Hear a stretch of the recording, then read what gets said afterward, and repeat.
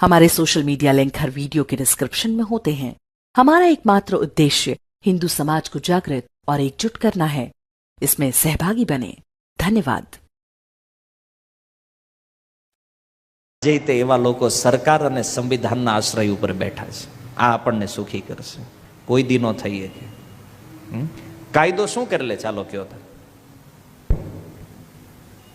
તમારો દીકરો, તમારી દીકરી 20 વર્ષ તમે એને પાલન કર્યું છે, તમે એનું પોષણ કર્યું છે, પણ એ જાતે ક્યાંક નિર્ણય કરીને વિવાહ કરી લે ને, તમે કાંઈ ન કરી શકો એને. કાયદો બનાવવા વાળી સરકાર કેટલી મૂર્ખ હશે!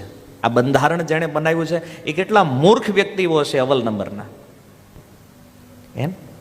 અને લોકો એમ કે છે સંવિધાનને ફોલો કરો. આ સંવિધાને આ દેશને વ્યભિચારમાં ધકેલી દીધો છે.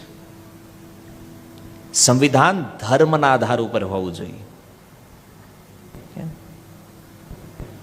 વાત સત્ય છે કે નથી? આ વ્યભિચારનો. હરે કૃષ્ણ. એક જે વિડીયો મારા એક પ્રવચનનો વાયરલ થઈ રહ્યો છે અને જેમાં થોડી ગેરસમજ ઊભી થઈ છે કે જે પણ સ્ટેટમેન્ટ મારા દ્વારા આપવામાં આવ્યું છે એ દીકરીઓ ઉપર જે અત્યાચારો થઈ રહ્યા છે એમની સુરક્ષા થતી નથી, એમને ન્યાય મળતો નથી, એના લઈને છે. અને બીજી વાત કે બંધારણના વિષયમાં જે વાત મેં કરી છે એ બંધારણ નિર્માતાઓ માટે નથી. પર્ટિક્યુલર મેં કોઈ સમાજ, કોઈ વ્યક્તિનું નામ લઈને નથી રાખ્યું, પણ જે કલમ કે 18 વર્ષ પછી દીકરી સ્વતંત્ર રીતે વિવાહનો નિર્ણય કરશે, આ કલમ જે બંધારણમાં પાછળથી ઉમેરવામાં આવી છે, તો એ વ્યક્તિ પ્રત્યેના થોડા રોષને લઈ અને આવું સ્ટેટમેન્ટ મારા દ્વારા થયું છે.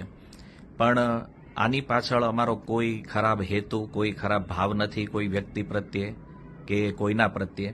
છતાં કોઈની પણ લાગણી દુભાણી છે અને આમાં કોઈને એવું લાગે છે કે આ બરાબર નથી, તો હૃદયથી આપ સર્વની ક્ષમા યાચના છે. હરે કૃષ્ણ.